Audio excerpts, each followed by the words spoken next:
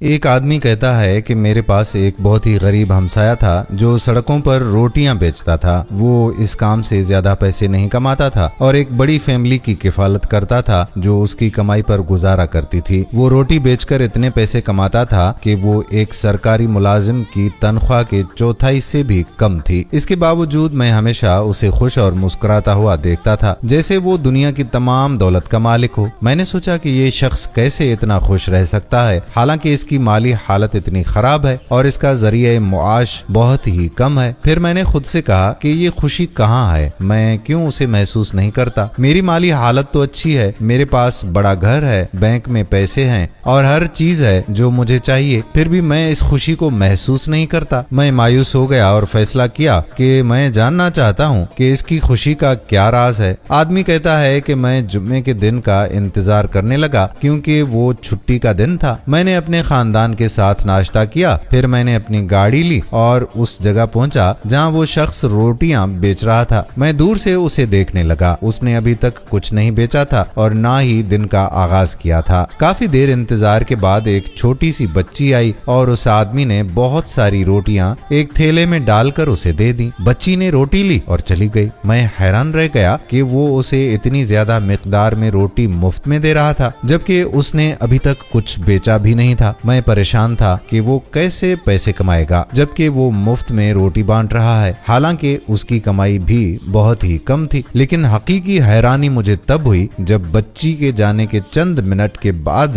اچانک لوگوں کا ہجوم اس کے سامنے جمع ہو گیا جیسے وہاں اور کوئی روٹی بیچنے والا ہی نہ ہو۔ میں یہ سب دیکھ رہا تھا اور یقین نہیں کر پا رہا تھا کہ یہ سب کیسے ہو رہا ہے۔ میں نے انتظار کیا یہاں تک کہ اس نے ساری روٹیاں بیچ دیں۔ پھر میں اس کے قریب گیا اور کہا کہ ماشاءاللہ تم نے ساری روٹیاں بیچ دیں۔ اس نے جواب دیا کہ الحمدللہ یہ اللہ کا فضل ہے، کیا تم روٹی لینا چاہتے ہو؟ میں نے کہا کہ ہاں، لیکن اب تمہارے پاس مزید روٹی نہیں ہے۔ اس نے کہا کہ میں تمہیں اپنی حصے کی روٹی دے دوں گا۔ میں نے کہا کہ کوئی بات نہیں ہے، میں کہیں اور سے خرید لوں گا۔ پھر میں نے اسے اپنے گھر تک چھوڑنے کی پیشکش کی۔ اس نے مجھے بتایا کہ وہ کسی کا انتظار کر رہا ہے۔ میں نے کہا کہ ٹھیک ہے، ہم ساتھ انتظار کر لیتے ہیں۔ تھوڑی دیر کے بعد وہی بچی دوبارہ آئی۔ اس آدمی نے کچھ پیسے اس کے ہاتھ میں دیے اور اسے فوراً گھر جانے کو کہا۔ پھر ہم گاڑی میں سوار ہو گئے اور چلنے لگے۔ میں نے اس سے پوچھا کہ اس بچی کی کیا کہانی ہے۔ اس نے جواب دیا کہ یہ میرے دوست کی بیٹی ہے جو میرے ساتھ روٹی بیچا کرتا تھا، لیکن وہ بیمار ہوا اور فوت ہو گیا اور اپنے پیچھے صرف عورتوں پر مشتمل ایک فیملی چھوڑ گیا۔ ایک دن میں نے اس بچی اور اس کی بڑی بہن کو کوڑے کے ڈھیر میں کھانا تلاش کرتے ہوئے دیکھا تھا۔ میں نے ان سے پوچھا کہ وہ کیا کر رہی ہیں تو انہوں نے بتایا کہ وہ 2 دن سے بھوکے ہیں اور کوڑے سے بچا ہوا کھانا اکٹھا کر رہے ہیں۔ تب میں نے فیصلہ کیا کہ میں اپنی استطاعت کے مطابق ان کی کفالت کروں گا۔ آدمی کہتا ہے کہ میں بہت متاثر ہوا اور اپنے آنسوں کو روک نہیں سکا۔ تب میں نے جانا کہ اس کی خوشی کا راز آخر کیا ہے۔ دوستو، آپ کے پڑوس میں بھی ایسے کافی سارے خاندان ہوں گے جو صرف خواتین پر مشتمل ہوتے ہیں اور ان کا کوئی کفالت کرنے والا مرد نہیں ہوتا۔ تو ایسے خاندانوں کو ڈھونڈیں اور اپنی استطاعت کے مطابق ان کی مدد کریں۔ اللہ پاک ہم سب کو دوسروں کی مدد کرنے کی توفیق عطا فرمائے، آمین۔